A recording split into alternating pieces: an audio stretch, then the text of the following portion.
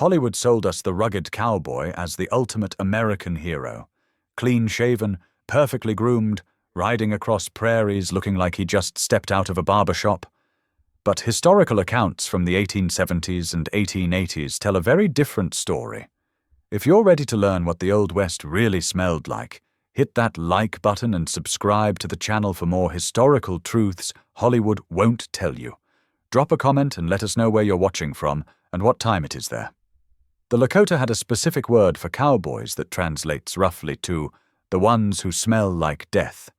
Not an insult, a documented observation.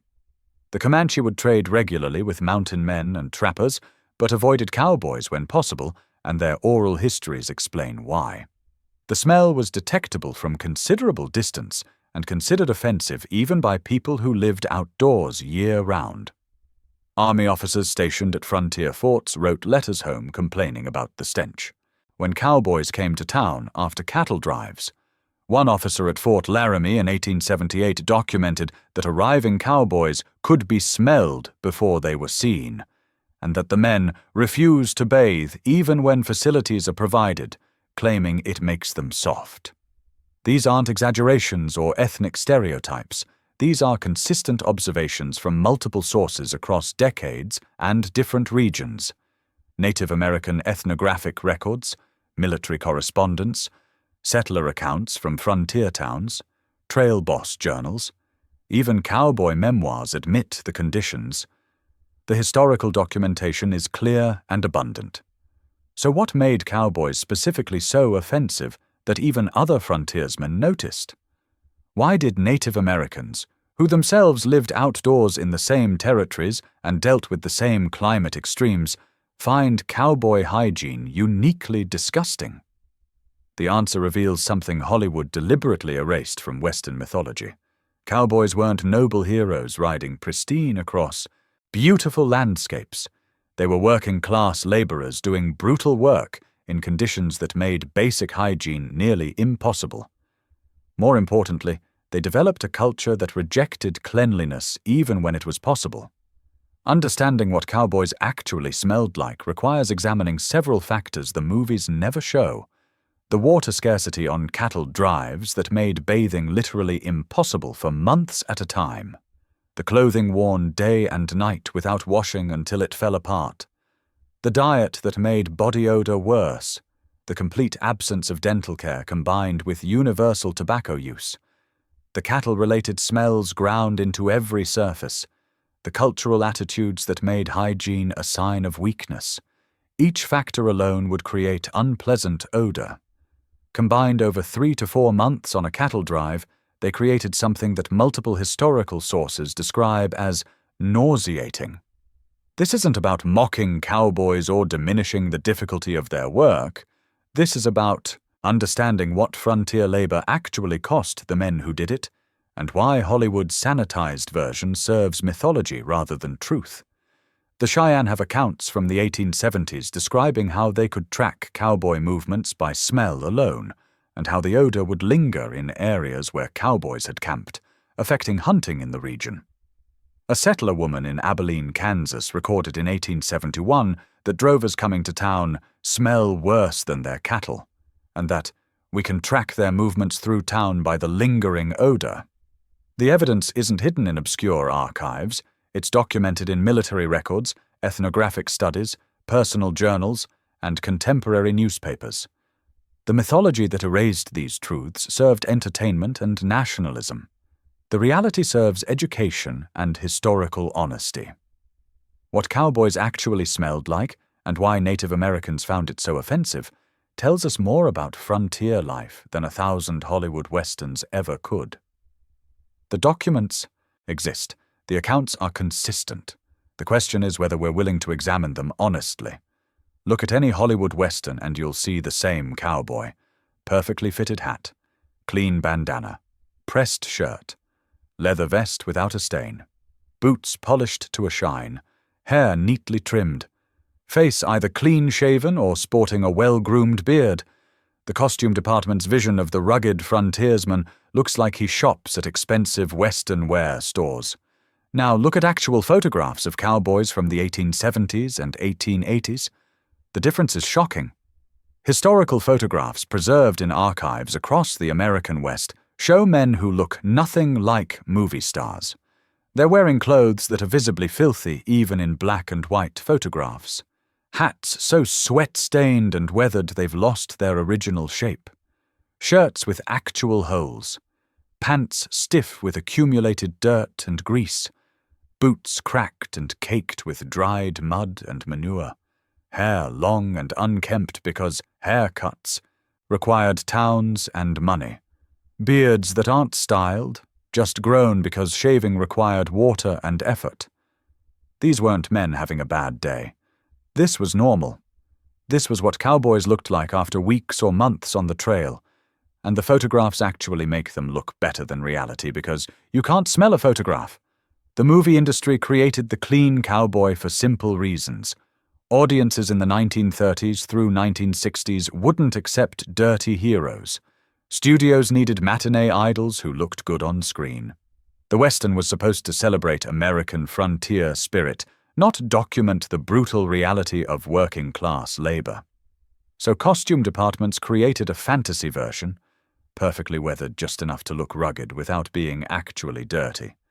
But the historical record tells a different story. Cowboys wore the same outfit for entire cattle drives that lasted 3 to 4 months.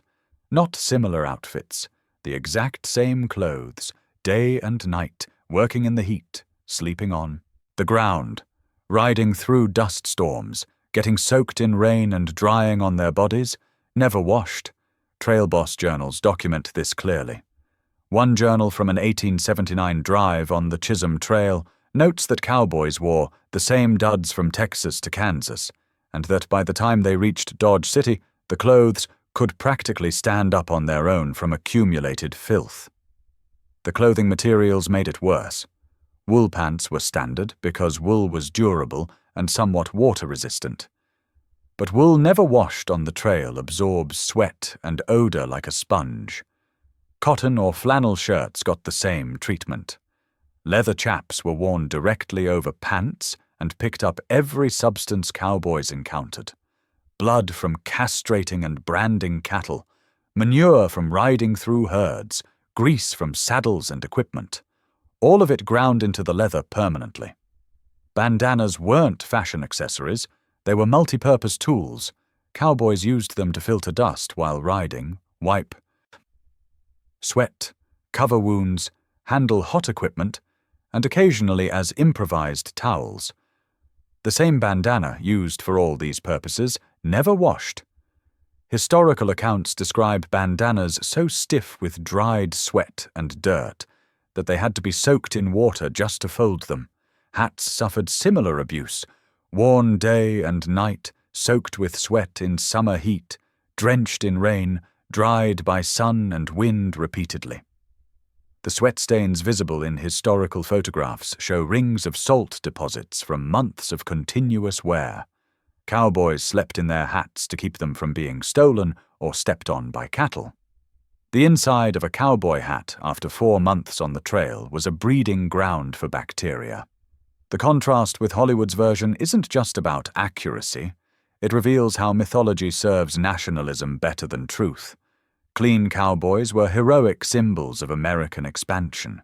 Dirty cowboys were uncomfortable reminders of the actual cost of frontier labor. Understanding why cowboys went months without bathing requires understanding one brutal reality of cattle drives. Water scarcity wasn't an inconvenience, it was the defining challenge that shaped every decision. Trail boss journals from the 1870s and 1880s document the mathematics of water on cattle drives. A typical herd of 2,500 cattle needed roughly 30,000 gallons per day. That's not an estimate. That's the documented minimum to keep cattle alive and moving. A crew of 10 to 15 cowboys needed maybe 1 gallon per person for drinking. When you found water, the priority was obvious. Cattle drank first.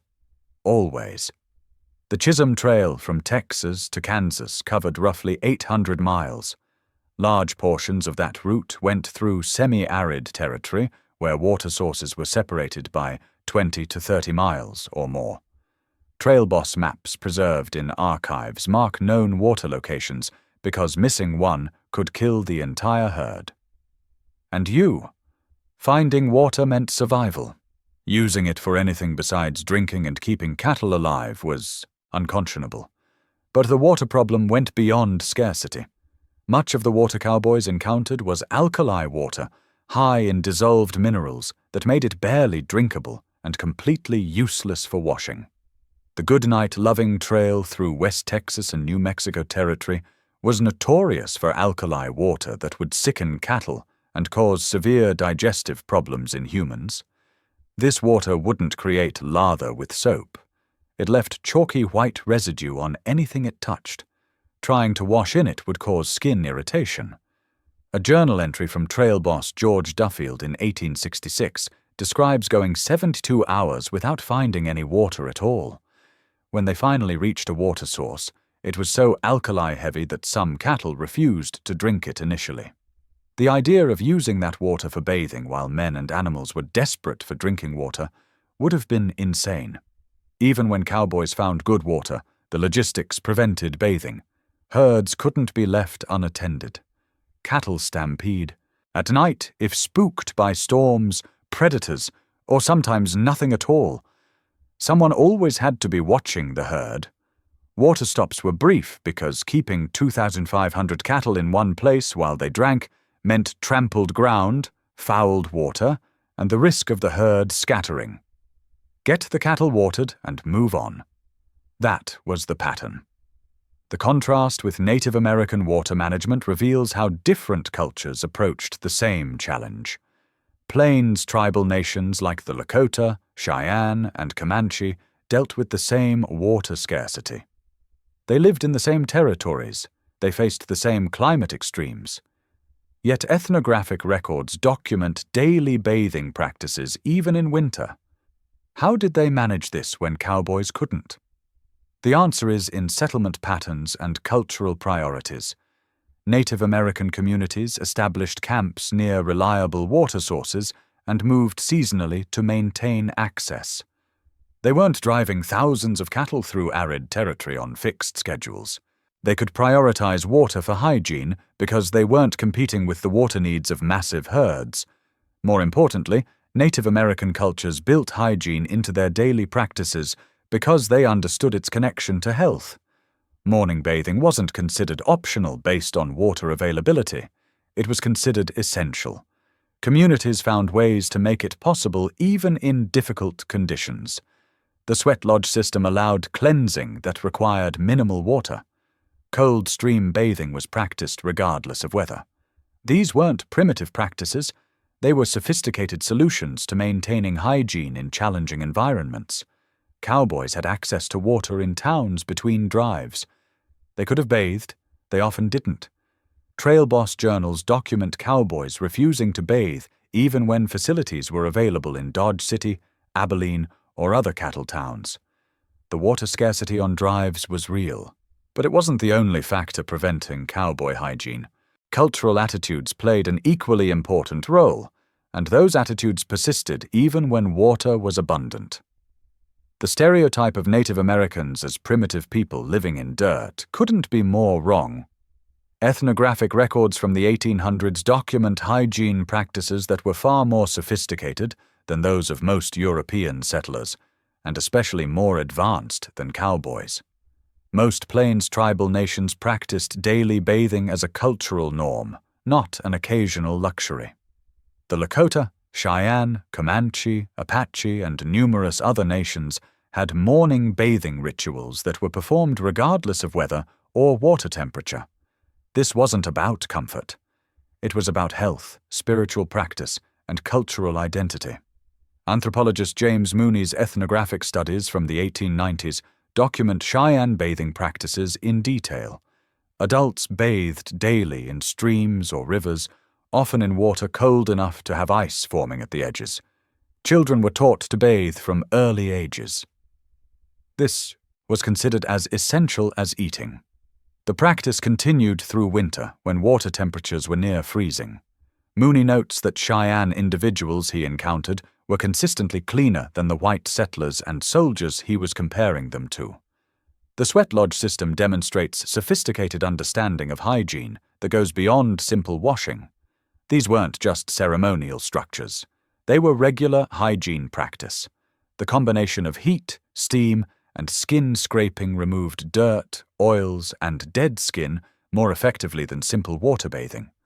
Sweat lodge usage was frequent, sometimes several times per week for adults.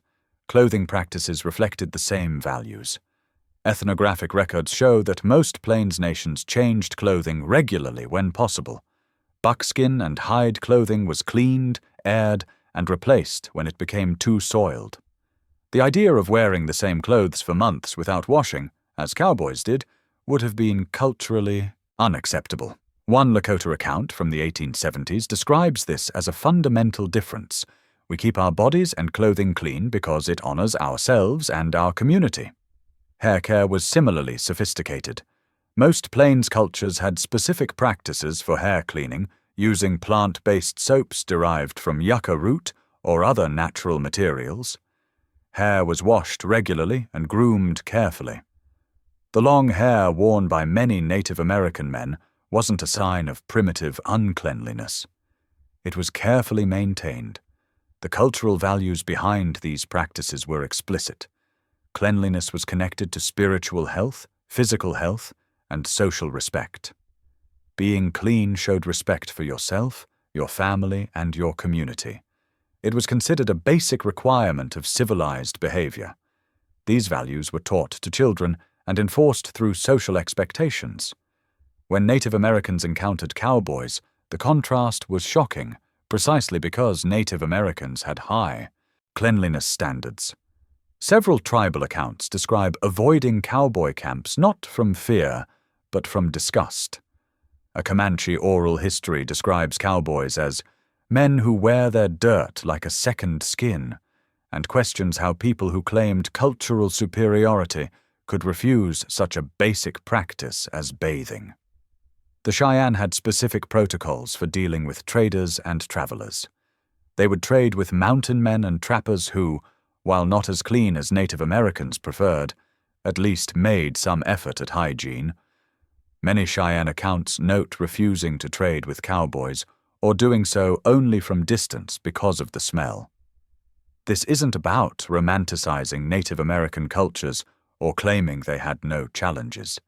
It's about recognizing that they developed effective solutions to the same environmental challenges cowboys faced. Water scarcity affected everyone in Western territories. Native Americans prioritized hygiene within that constraint.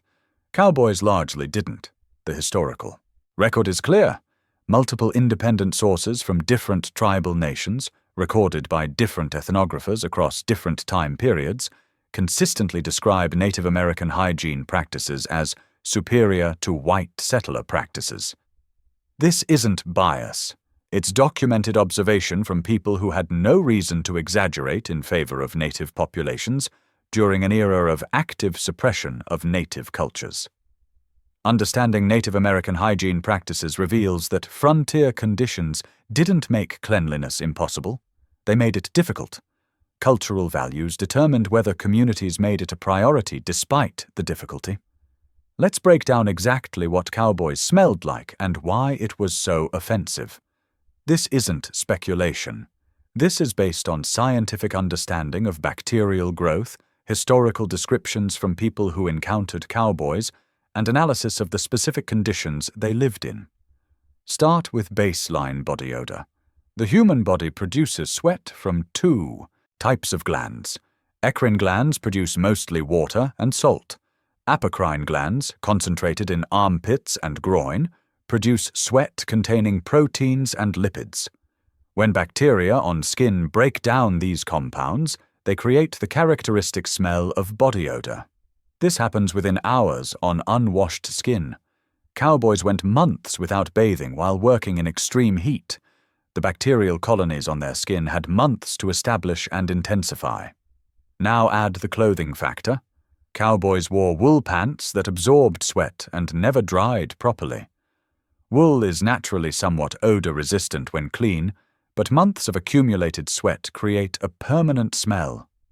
Bacteria thrive in the damp, dark environment of unwashed wool clothing. The ammonia smell of decomposing sweat in wool fibers is distinctive and powerful. Historical accounts specifically mention being able to smell cowboys' wool pants from significant distances. Layer in the cattle-related odors. Cowboys handled cattle constantly. Castrating and branding operations meant direct contact with blood, which dried into clothing and equipment. Riding through herds meant constant exposure to manure that splattered onto boots, chaps, and pants. The leather chaps cowboys wore absorbed these substances. Leather is porous.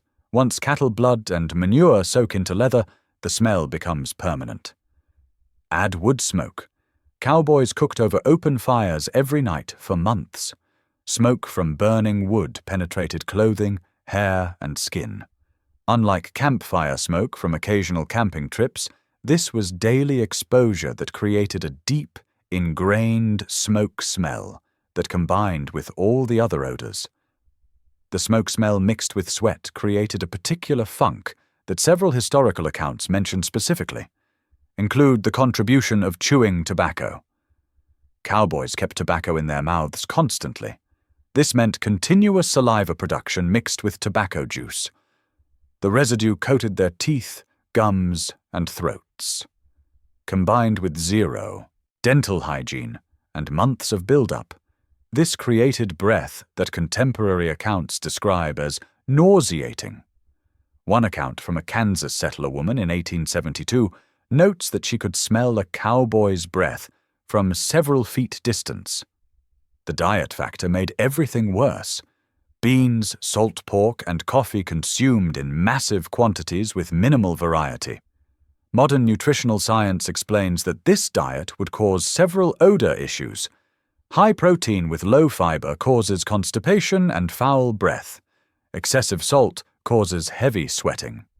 Lack of vegetables and fruits affects body chemistry in ways that increase body odor. Cowboys were basically eating a diet engineered to maximize unpleasant smell. Historical descriptions confirm all of this. An army surgeon stationed at Fort Dodge in 1873 wrote that arriving cowboys produced a stench unlike anything encountered in civilized society, combining unwashed bodies, fouled clothing, and breath that suggested internal putrefaction. That's a medical professional's clinical observation. A newspaper account from Dodge City in 1877 described cowboys as detectable from 50 yards downwind, and noted that their presence in saloons and hotels created lingering odor that required airing out the buildings afterward. These aren't exaggerations. They're documented complaints from people trying to run businesses. The Native American accounts are even more direct. A Lakota description from the 1870s describes cowboys as having a smell that ruins the hunting because it carries so far and disturbs game animals. The Comanche specifically noted that cowboy smell was worse than that of trappers or mountain men, both of whom also lived outdoors but maintained some hygiene. Multiple independent sources from different perspectives across different decades describe the same thing. Cowboys smelled bad enough to be remarkable, even in an era when bathing once a week was considered adequate. That's not just dirty, that's a level of accumulated filth that required months of deliberate neglect combined with brutal working conditions. The cowboy diet on cattle drives was brutally simple and nutritionally disastrous. Trail boss provision lists preserved in archives show what cowboys ate for 3 to 4 months straight. Beans, salt pork, sourdough biscuits, coffee, occasionally beef from a steer that went lame. That's the complete menu. No vegetables, no fruit, no variety, just the same 4 or 5 items day after day for months. This wasn't poor planning, it was practical reality. These were the foods that wouldn't spoil without refrigeration, and could be transported in chuck wagons across hundreds of miles. But the nutritional consequences were severe, and many of those consequences directly affected body odor. The bean consumption was massive and constant. Beans were the primary protein source besides occasional meat.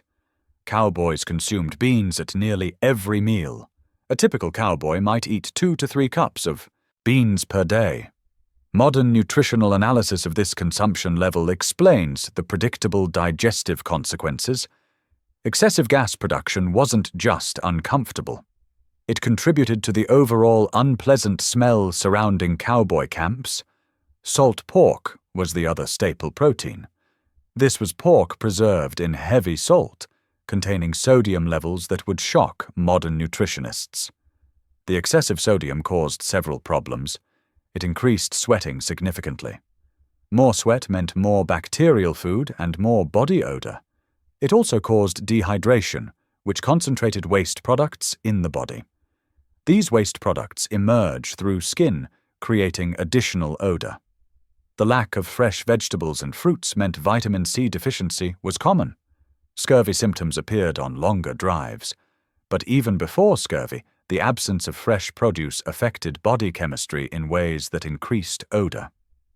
Modern research shows that diets lacking in green vegetables and high in processed meat create body odor that's more pungent than balanced diets. The monotony created additional problems. The human digestive system functions best with dietary variety. Eating the same foods constantly leads to digestive stress.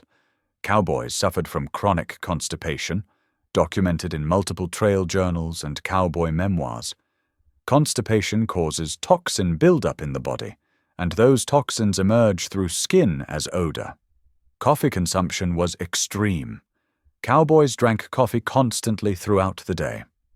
The caffeine helped keep them alert during long hours, but it also contributed to dehydration and affected digestion. Historical accounts describe cowboy coffee as strong enough to float a horseshoe. This wasn't gentle morning beverage. This was high caffeine fuel consumed in quantities that would concern modern doctors. Compare this to Native American diets of the same era. Plains nations ate buffalo, deer, elk, and other game animals. They supplemented meat with wild plants, roots, berries, and herbs. They had access to prairie turnips, wild onions, choke cherries, and numerous other foods that provided nutritional variety. Their diet was higher in fiber, more balanced in nutrients, and didn't create the same digestive stress that cowboy diets caused. The medical perspective is clear. Modern nutritionists examining historical cowboy diets note that this eating pattern would cause ketosis, a metabolic state that produces distinctive breath and body odor. The extremely high protein, low carbohydrate ratio combined with dehydration from excessive salt creates conditions where the body releases ketones through breath and skin. These compounds smell sweet and unpleasant simultaneously. Trail boss journals occasionally mention digestive problems. One journal from 1876 notes that the crew suffered from general stomach troubles after 2 months on beans and salt pork. Another from 1881 describes cowboys as having sour stomachs and foul breath by the midpoint of a drive. These weren't isolated incidents. They were predictable results of the diet. The irony is that cowboys were surrounded by beef cattle, but rarely ate fresh beef. Killing a cow for food meant reducing the herd size, and thus reducing profit at the end of the drive. Cowboys only ate beef when an animal went lame or died naturally. Otherwise, they ate preserved pork and beans while driving thousands of cattle to market. The diet was designed to sustain life at minimum cost, not promote health or pleasant body chemistry. Dental hygiene on cattle drives didn't exist. 0. Cowboys didn't carry toothbrushes because toothbrushes weren't common items in working-class culture of the 1870s. They didn't have tooth powder or any cleaning agents. They performed no dental care whatsoever for months at a time. The results were predictably disastrous. Historical photographs of cowboys often show men with missing teeth, visible decay, and severe dental problems even in relatively young individuals. These weren't isolated cases. Poor dental health was universal among cowboys, but the dental disaster went beyond just lack of cleaning. It was compounded by chewing tobacco use that was nearly universal in cowboy culture. Chewing tobacco wasn't an occasional indulgence, it was constant. Cowboys kept tobacco in their mouths from waking to sleeping. The reasons were practical. Tobacco suppressed appetite, useful when food was limited and monotonous. It stayed fresh in saddlebags, unlike cigarettes which could get crushed or wet. It gave men something to do during endless hours in the saddle. The habit was so universal that account books from frontier stores show tobacco as one of the highest volume items sold to cowboys. The dental effects were severe. Tobacco created constant saliva production mixed with tobacco juice. This residue coated teeth, gums, and the entire mouth. Historical photographs show teeth stained brown or black from tobacco use. But staining was the least of the problems. The constant tobacco exposure caused gum disease, tooth decay, and mouth sores that never properly healed because the tobacco use never stopped. Medical records from frontier dentists document what they saw when cowboys came to town. One dentist in Dodge City in 1879 recorded that most cowboys he examined had advanced gum disease, multiple cavities, and breath of such foulness as to make examination difficult. This was a professional dentist, accustomed to poor dental health in frontier populations, finding cowboy mouths remarkable. The tobacco juice created another problem. Cowboys spat constantly. This was necessary because swallowing tobacco juice caused nausea, but the constant spitting meant tobacco residue was always in their mouths, mixing with saliva, coating their teeth and gums. Combined with zero cleaning and months of accumulation, cowboy mouths became breeding grounds for bacteria. The breath that resulted was severe enough that multiple historical accounts specifically mention it. An army officer's wife at Fort Laramie described being unable to stand in close conversation with cowboys because their breath alone was overpowering. A merchant in Abilene noted that cowboy breath was worse than the smell of the cattle pens. Compare this to Native American dental practices of the era. While Native Americans didn't have modern dentistry, many tribal nations used twigs from specific plants as cleaning tools. The Cheyenne used frayed willow or dogwood twigs to clean teeth. This wasn't as effective as modern brushing, but it was dramatically better than doing nothing. Ethnographic records note that Native Americans generally had better dental health than white settlers of the same era. The diet made cowboy dental problems worse. Beans and salt pork created digestive issues that affected breath. The coffee cowboys drank constantly stained teeth and created acidic mouth conditions that promoted decay. The lack of fresh fruits and vegetables meant vitamin C deficiency, which causes gum disease. Everything about cowboy life conspired to create maximum dental disaster. Trail boss journals occasionally mention dental emergencies, infected teeth, abscesses, and severe pain that made cowboys unable to work. The only treatment available on the trail was extraction without anesthesia, performed by whoever was willing to pull the tooth. Some cowboys carried pliers specifically for this purpose. The crude extractions often led to infections and additional problems.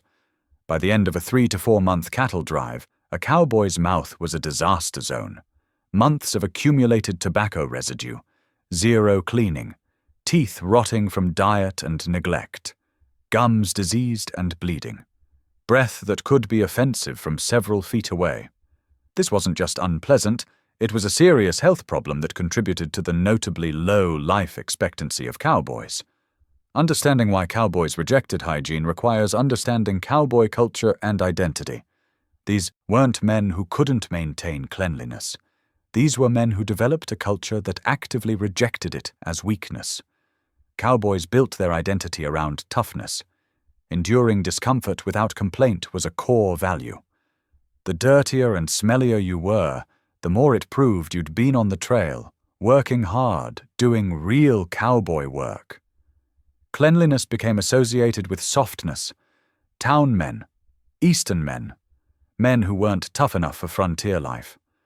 Bathing was something weak men did. Trail boss journals document this attitude explicitly. One entry from 1877 describes cowboys mocking a crew member who bathed when they reached Dodge City. The mockery was harsh enough that the man apparently avoided bathing on future trips to avoid ridicule. Another journal from 1882 notes that cowboys who showed concern about cleanliness were called dandies and questioned about their toughness.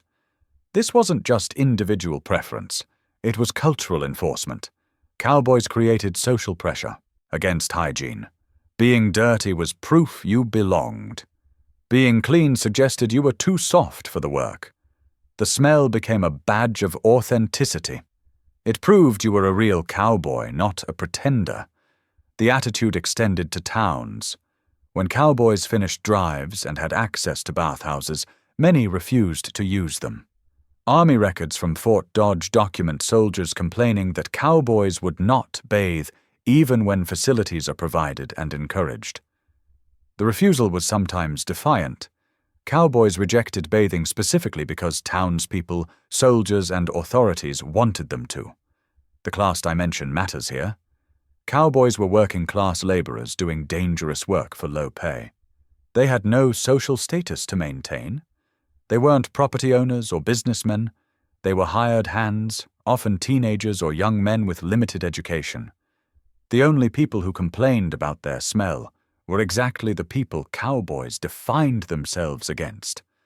Town merchants, military, officers, wealthy cattlemen who owned the herds but didn't drive them. Cowboys developed an us versus them mentality. We're the tough men who do real work. They're the soft people who criticize us.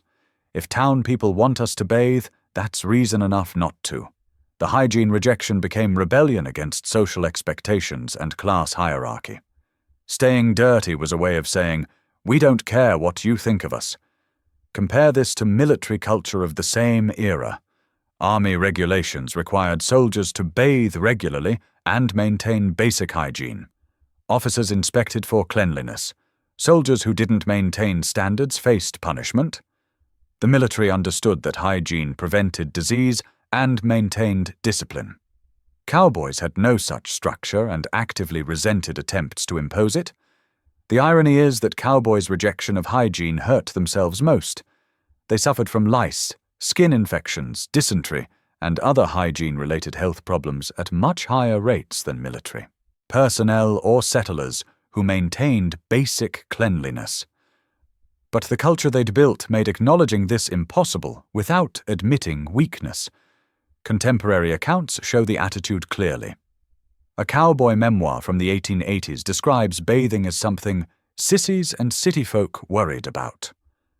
Another memoir notes with pride that the author went the whole season from Texas to Montana without washing more than my face and hands. This wasn't complaint, it was bragging. The filthiness was presented as achievement. Native American observations of this attitude appear in several ethnographic records. One Lakota account expresses confusion about why cowboys refused to bathe even when they had access to water.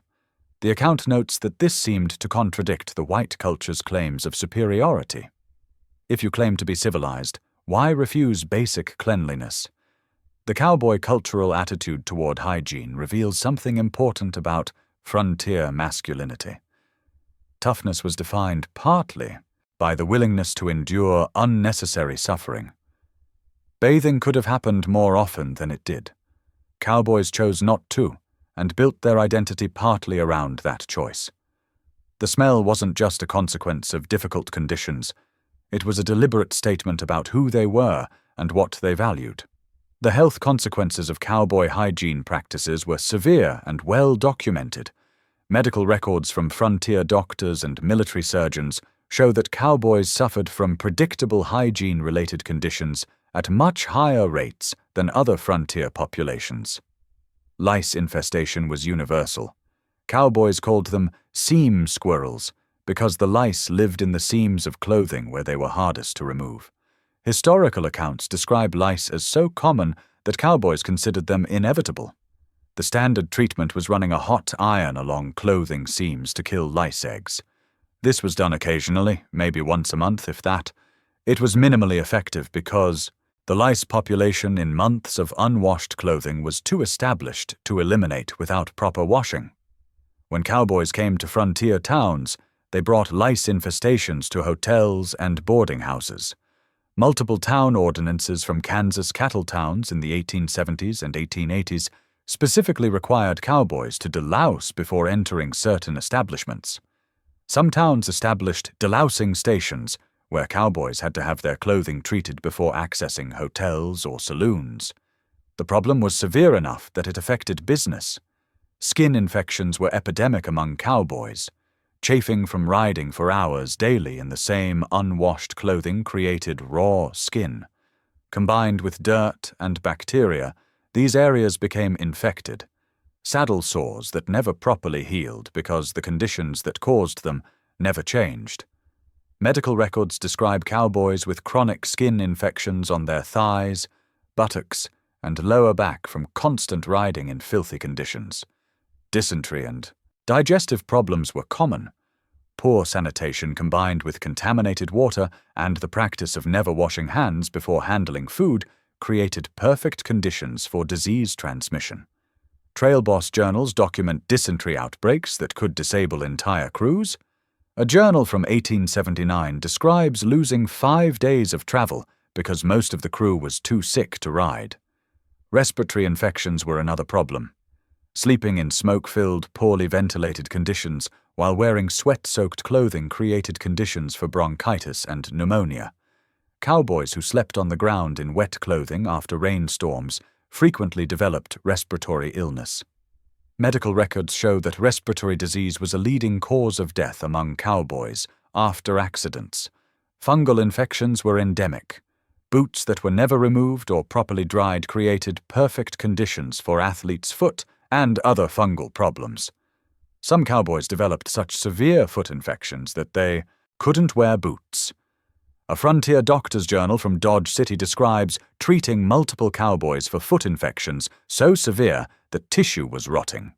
The life expectancy statistics are telling. Cowboys had an average life expectancy of around 35 to 40 years. While accidents from horses and cattle contributed, disease from poor hygiene was a major factor. Contemporary military records show that soldiers of the same era, who maintained basic hygiene under regulations, lived significantly longer on average. Parasitic infections added to the problems. Cowboys drank from streams and water sources that cattle had contaminated. They never washed hands before eating. They lived in conditions where human waste management was minimal. Intestinal parasites were common. Medical examinations of cowboys show high rates of tapeworm and other parasitic infections that could cause chronic illness. The contrast with Native American health outcomes is striking. While Native Americans faced many health challenges from introduced diseases and displacement, the populations that maintained traditional hygiene practices had lower rates of the specific infections that plagued cowboys. Lice infestations were less common. Skin infections were less severe. The connection between hygiene and health was visible in disease rates. Frontier doctors understood the connection. Medical journals from the period include articles discussing the health problems of cowboys and explicitly connecting them to poor hygiene. One Army surgeon's report from 1877 notes that cowboys suffer disease rates comparable to the worst urban slums despite living in open air, suggesting that their hygiene practices, rather than environment, are the primary factor. Cowboys largely ignored medical advice. The culture that rejected bathing as weakness also rejected medical care as unnecessary. Cowboys would work through illness until they physically couldn't continue. They treated serious infections with crude methods, or not at all. The stoic refusal to acknowledge health problems was part of cowboy identity, even when it killed them. Cowboys weren't the only dirty people on the American frontier, but they were notably worse than most other groups.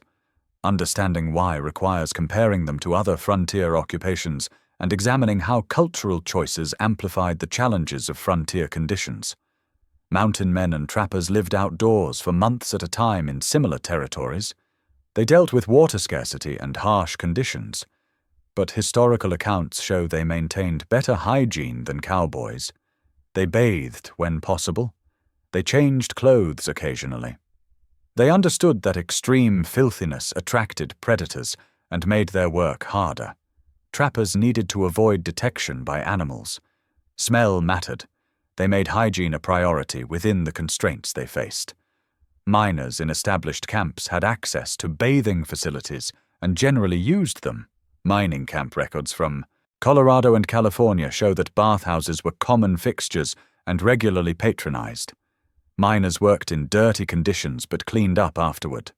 The culture didn't reject hygiene as cowboys did. Army soldiers were required to maintain basic hygiene under military regulations. Officers inspected for cleanliness. Soldiers who failed to maintain standards faced punishment. Frontier military posts had bathing facilities and enforced their use. Soldiers' health records show significantly lower rates of hygiene-related disease compared to cowboys working in the same regions. Settlers in established towns had access to bathing and generally maintained Victorian-era hygiene standards. These standards weren't rigorous by modern measures, but they included regular washing and changing of clothes. Town residents bathed weekly or more often. They maintained their clothing. They practiced basic dental care. The comparison that matters most is with Native American populations. They lived in the same territories year-round. They faced the same water scarcity, climate extremes, and environmental challenges. Yet they maintained daily bathing practices and cultural values that prioritized cleanliness. The difference wasn't about resources or conditions, it was about culture and priorities. Native Americans built hygiene into their cultural identity. They understood that cleanliness connected to health, spiritual practice, and community respect. They created systems like sweat lodges that addressed hygiene with minimal water. They made bathing a non-negotiable daily practice. They taught these values to children and enforced them through social expectations. Cowboys built a culture that rejected hygiene as weakness. They made filthiness a badge of toughness. They socially enforced this rejection through mockery and questioning of manhood.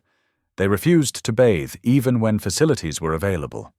The extreme hygiene problems cowboys experienced weren't just about difficult conditions. They were about deliberate cultural choices that made those conditions worse. This matters for understanding frontier history honestly. The mythology that Hollywood created serves nationalism and entertainment. Clean, heroic cowboys represent American expansion in ways that make audiences comfortable.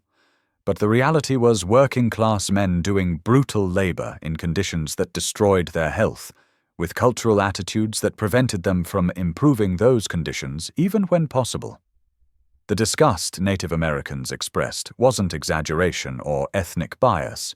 It was genuine reaction from people who valued cleanliness encountering people who actively rejected it. The historical accounts aren't insults. They're documented observations from multiple independent sources across different time periods and regions.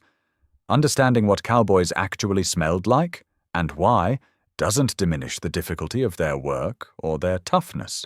It reveals the real costs of frontier labor and the cultural dynamics that made those costs worse than necessary.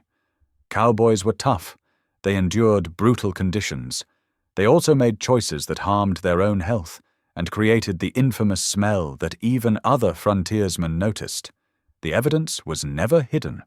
Trail boss journals, medical records, army reports, Native American ethnographic studies, settler accounts, cowboy memoirs, all of it documented and preserved. The mythology that replaced this reality served cultural narratives better than truth. But the documents remain. The question is whether we're willing to examine them honestly and accept what they show us about frontier life. If this documentary shattered your Hollywood illusions and you're ready for more historical truth, smash that like button and subscribe, because next week we're exposing the documented reality of frontier medicine that proves you should be grateful you weren't born 150 years ago. Trust us, you'll never complain about waiting rooms again.